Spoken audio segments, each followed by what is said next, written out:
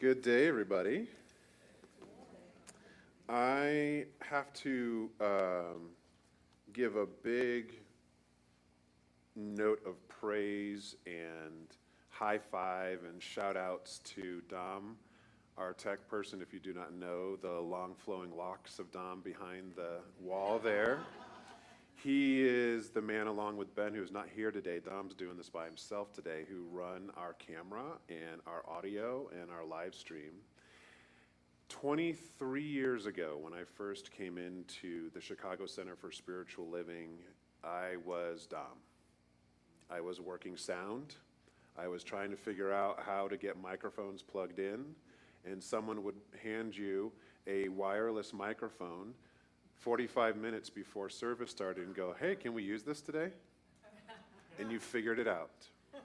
So I just want to thank you, Dom. Let's give him a round of applause. So not only am I using a lavalier wireless mic around my head, we have this handheld, and it just makes life easier. There used to be lots of cables around here, and it always felt like you were going to potentially fall and chip a tooth. So I'm grateful to have all of my teeth, and I want to keep it that way. So thank you, Dom, for supporting that.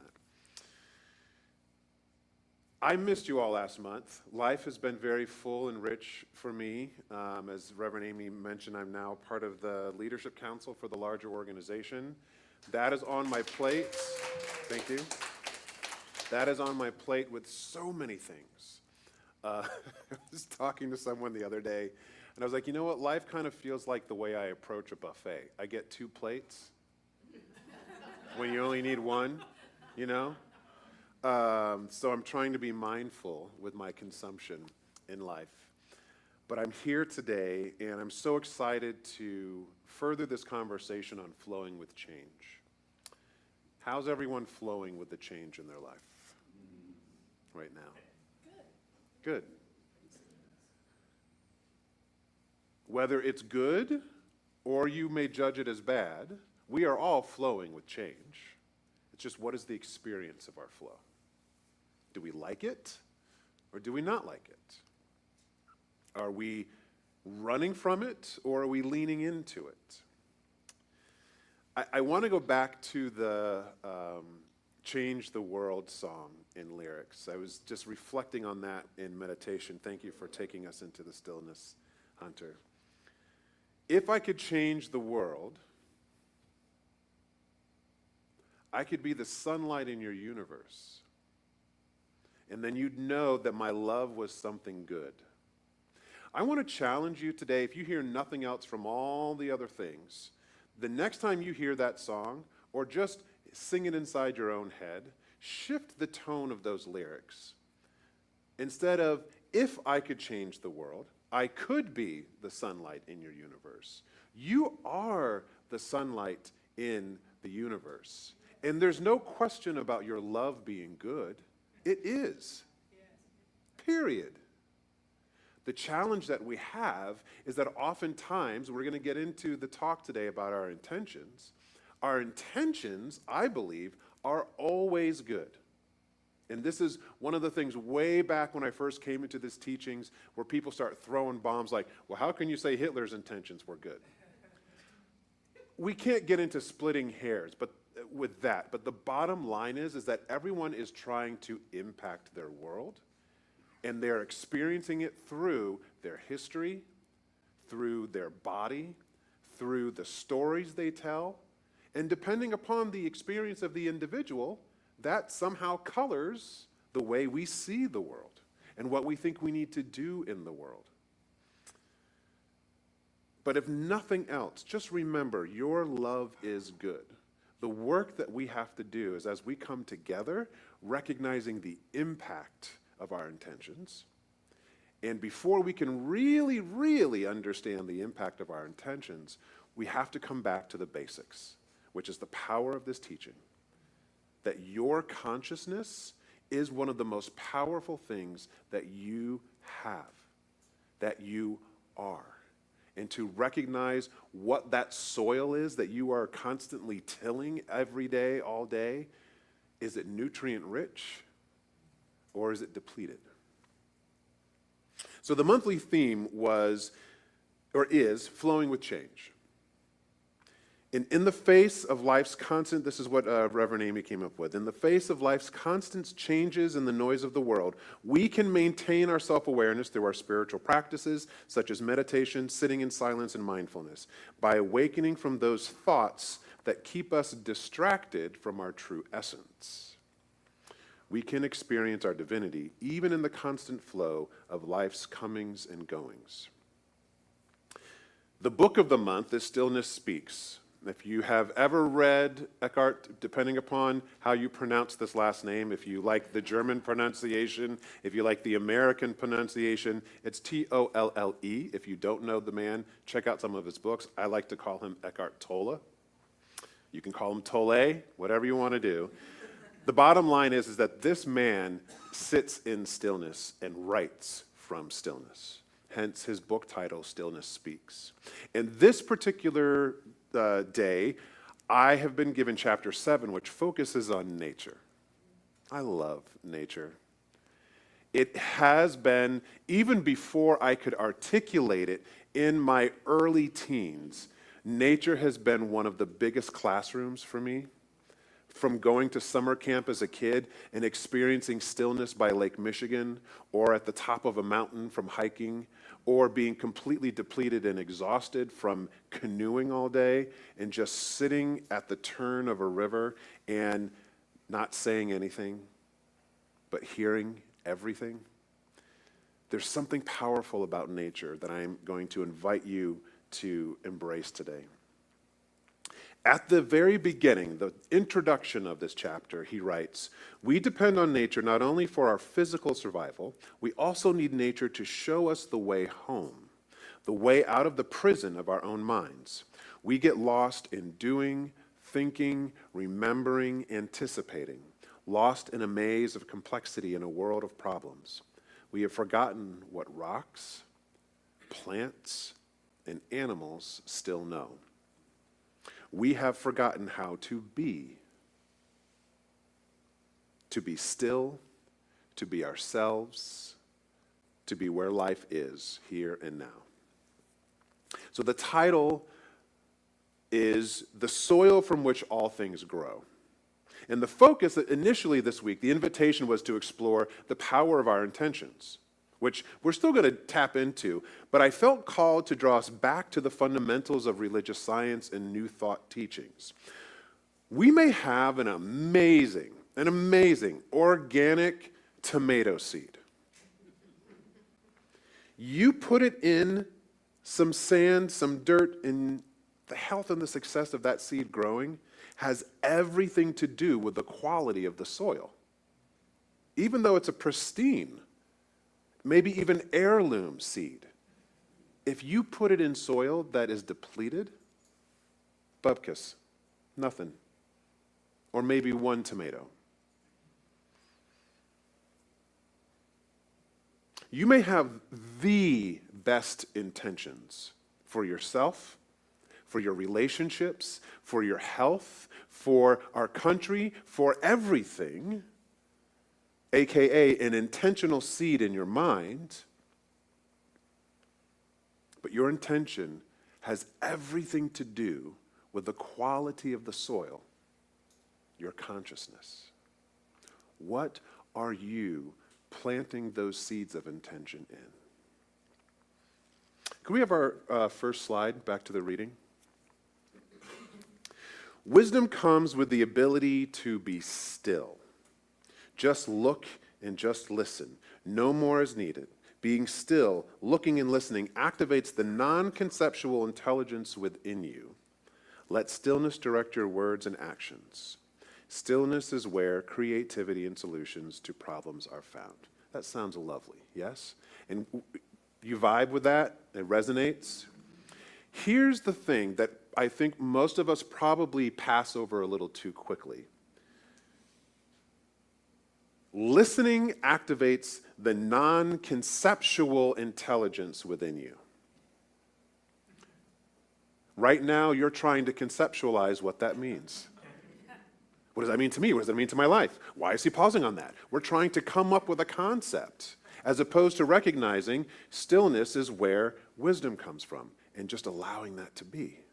But no, we animals, we humans, these prefrontal cortexes. Woo!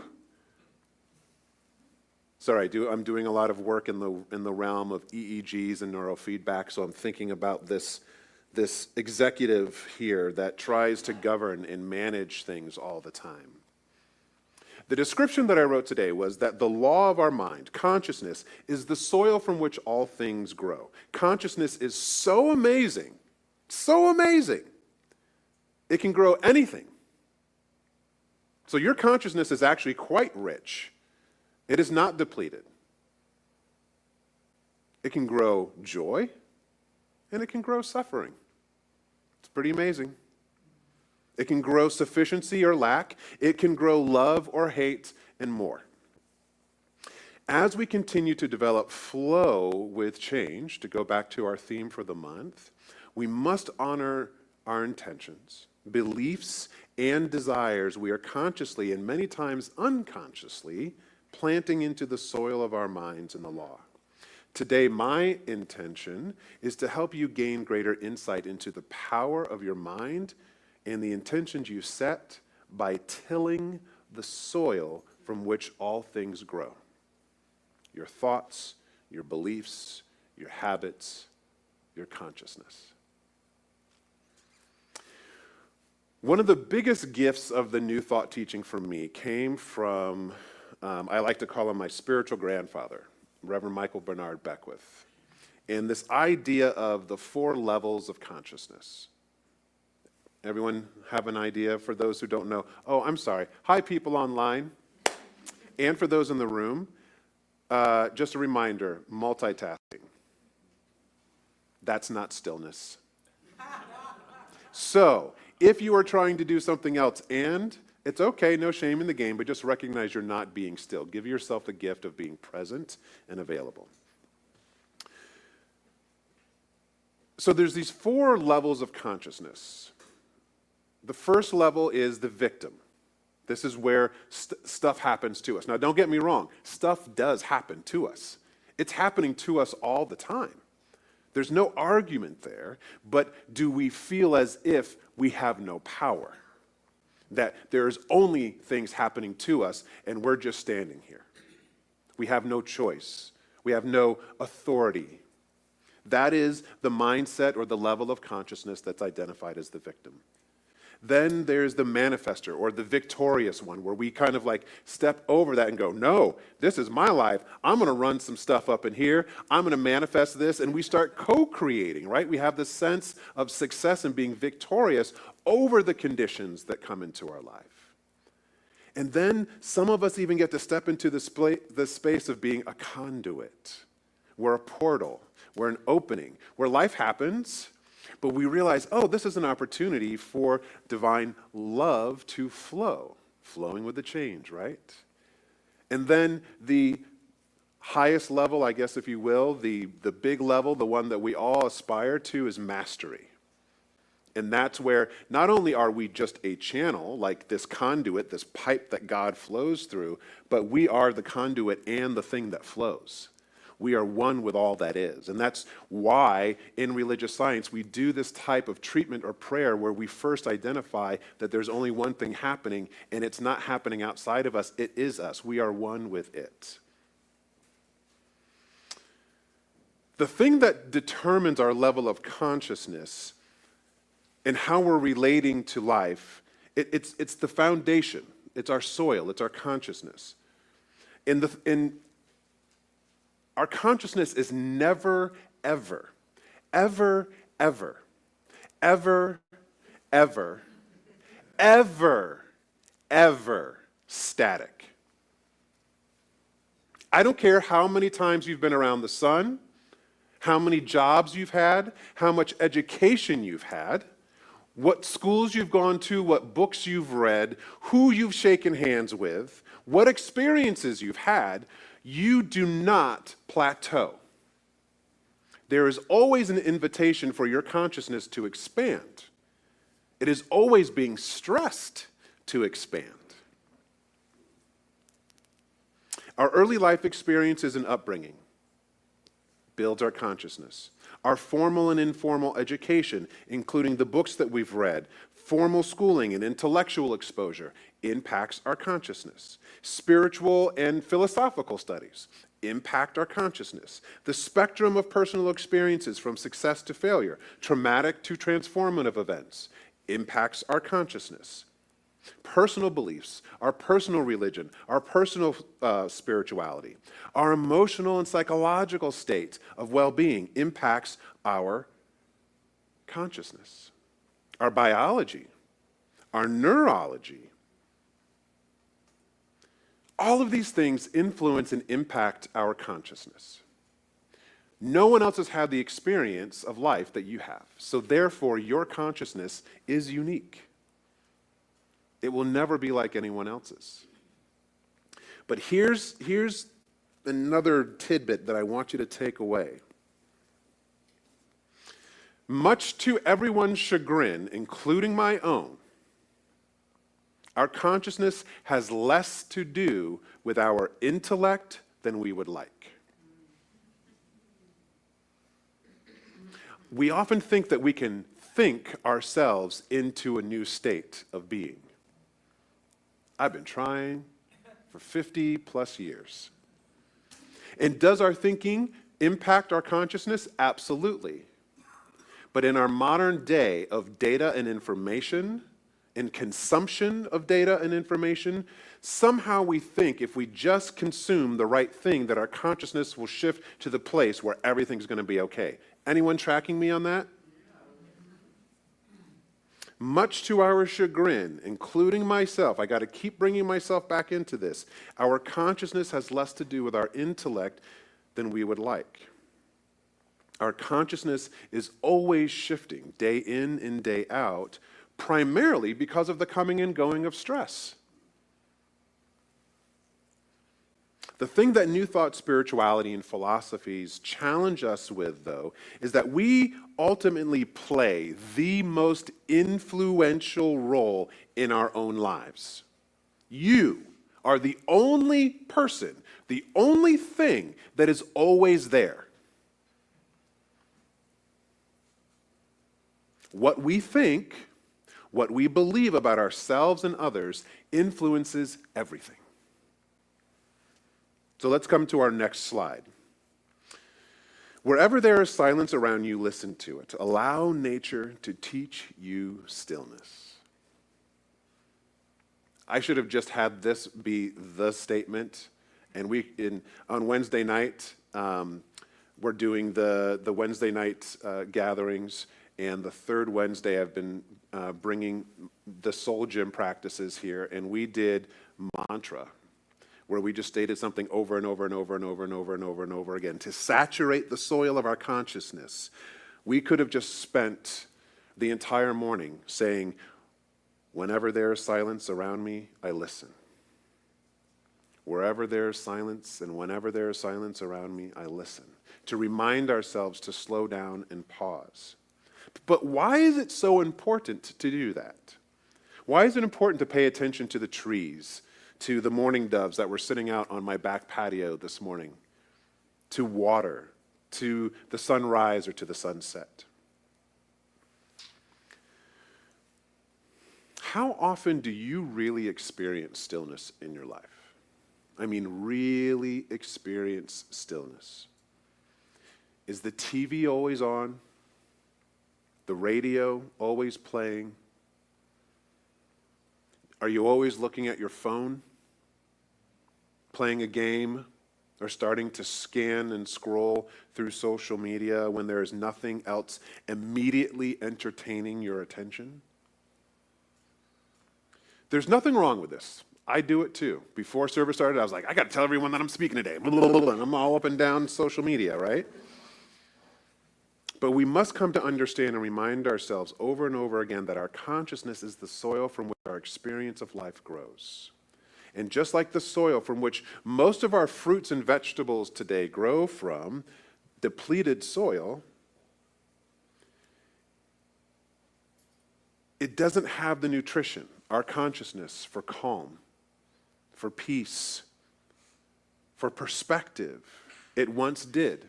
to grow amazing thoughts of possibility, of joy, of hope, of expectancy.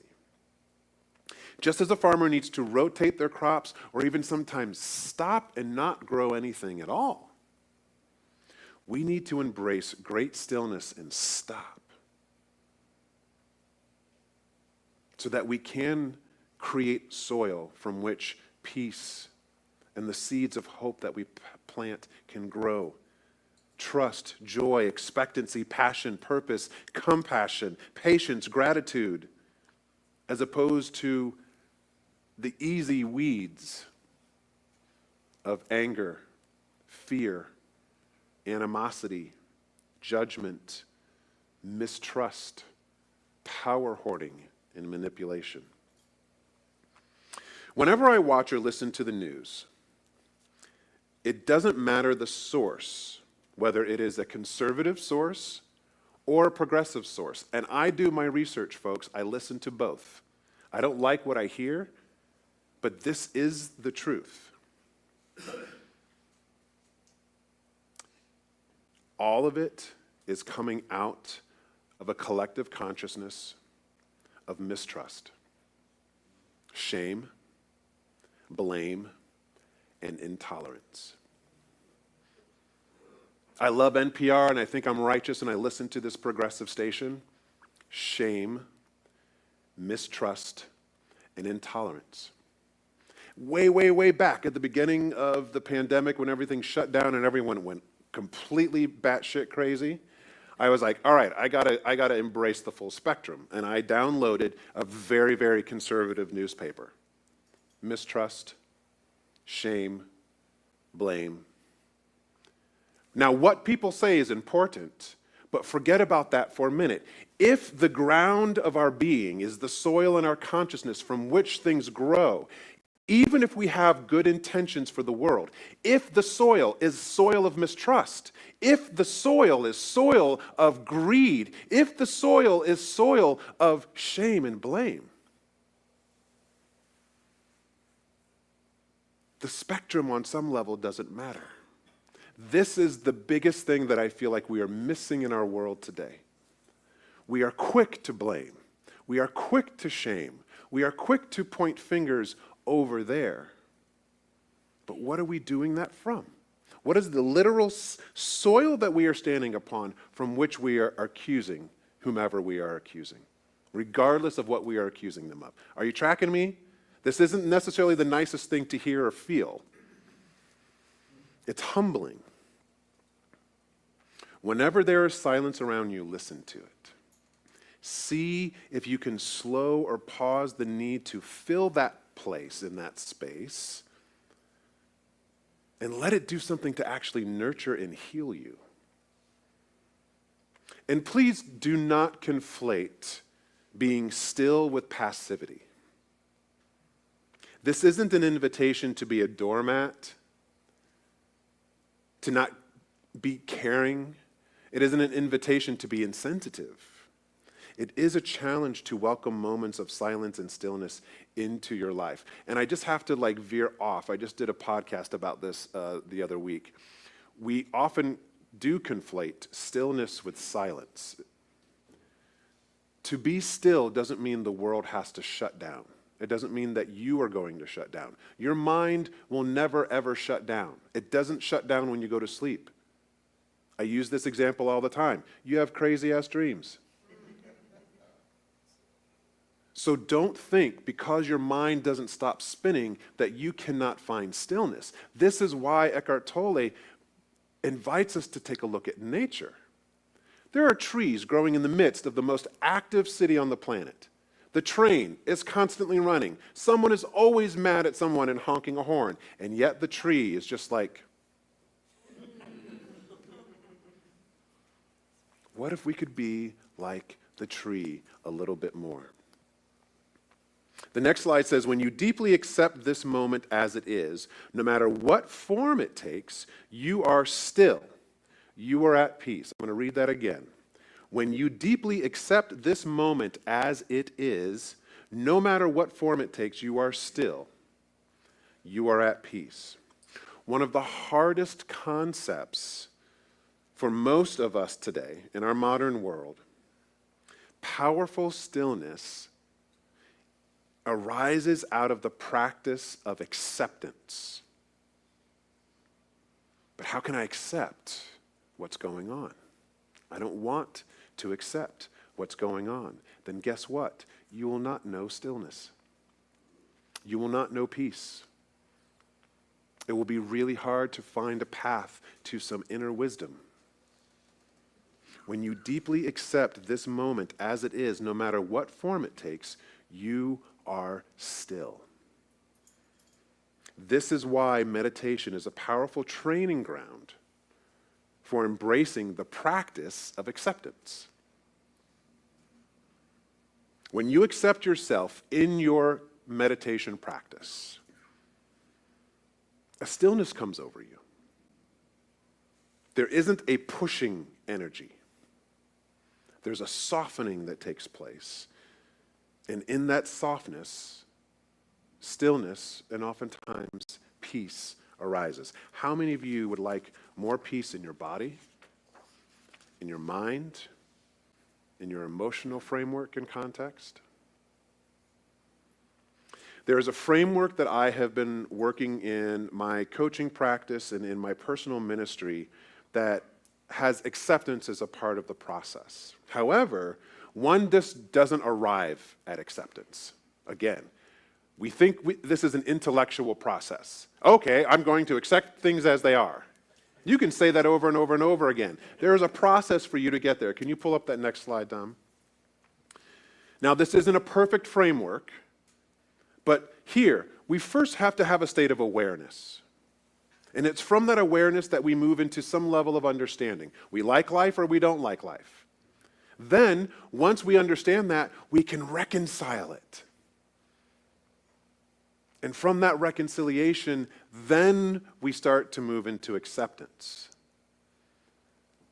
Do you see that acceptance is not just something you decide in a moment and it happens? This is the tilling of the soil.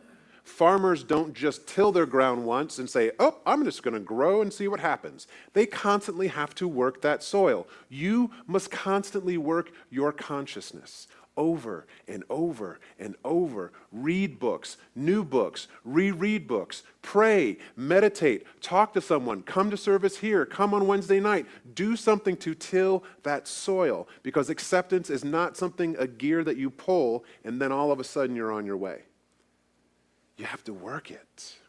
And it's only, my favorite point is once we get into acceptance, and I think this is where peace really arises, is then we get to integrate back into life. If I could change the world, we want to go out there and move the chess pieces around on the board. That's not the way it works. Back to the original reading, the conceptual mind. It's an amazing thing. Just this morning, I was sitting in meditation to kind of get myself ready, and I didn't sleep well last night. And all of a sudden I was like, well, why didn't I sleep well last night? What does it mean that I didn't sleep well last night? What does that say about me? I'm supposed to be this spiritual being that gets up and does all these things, and I should be sleeping well. My conceptual mind was trying to make up so much, and the only thing I really needed to do was accept that I didn't sleep well. And you know what? I was able to just get on with my meditation, get ready for my practice. I made a little coffee. I had some toast. I talked to my wife. I petted my dog. And I'm here. But I could have easily, my conceptual mind could have just taken apart, oh my gosh, I didn't sleep well. I'm not going to have a good day. This talk is going to go horrible. And then. The last thing for today, stillness is also an inner peace, and that stillness and peace are the essence of your being. Back to those original lyrics from If I Could Change the World. You are the sunlight of the universe. Your love is good, not if it's good, it is good. The essence of your being is peace. And it arises from an inner stillness, not from an external condition. It is inner stillness that will save and transform the world. So in all that is happening right now, I challenge us this week to honor and recognize this is not about being passivity. This is not about being passive. This is not about being complacent. But if you want to have a conversation, if you want to write an article to change the world, if you want to do anything, before you open your mouth, before you write anything, before you do anything, get still. Look out the window at the tree.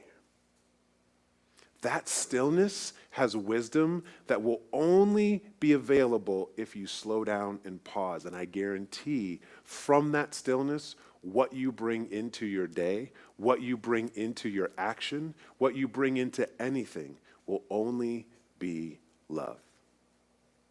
So let's begin now. Let's get still.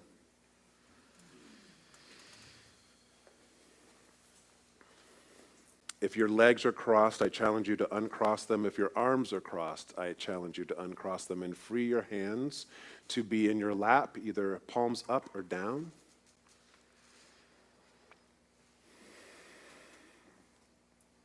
Take in a generous breath, but put more emphasis on your exhale. See if you can blow all the air out. Deplete yourself, and then let the body naturally fill itself up. And relax into the stillness of this moment.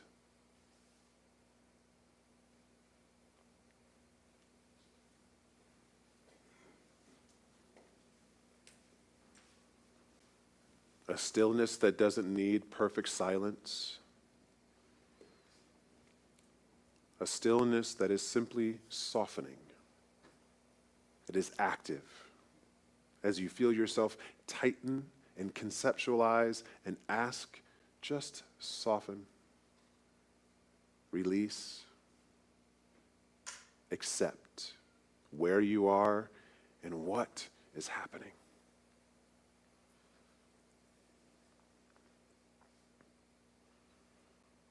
There is a consciousness that is not only individual, is collective.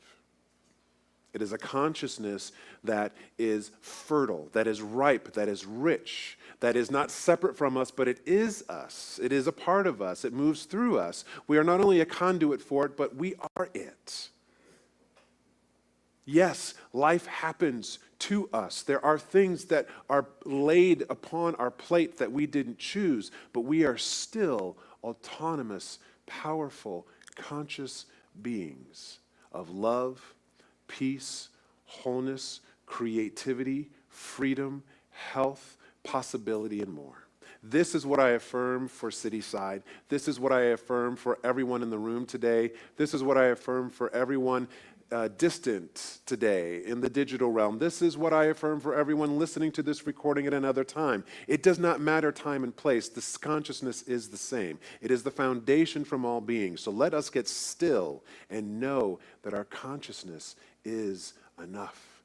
Let us know that our life is enough. Let us know that this moment is enough, the perfect time and place to slow down and pause, to allow nature to remind us of its power. One breath at a time.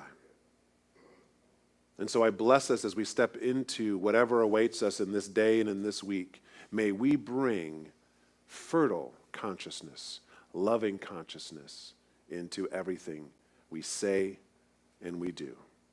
And so it is. Amen. Peace and blessings to you all.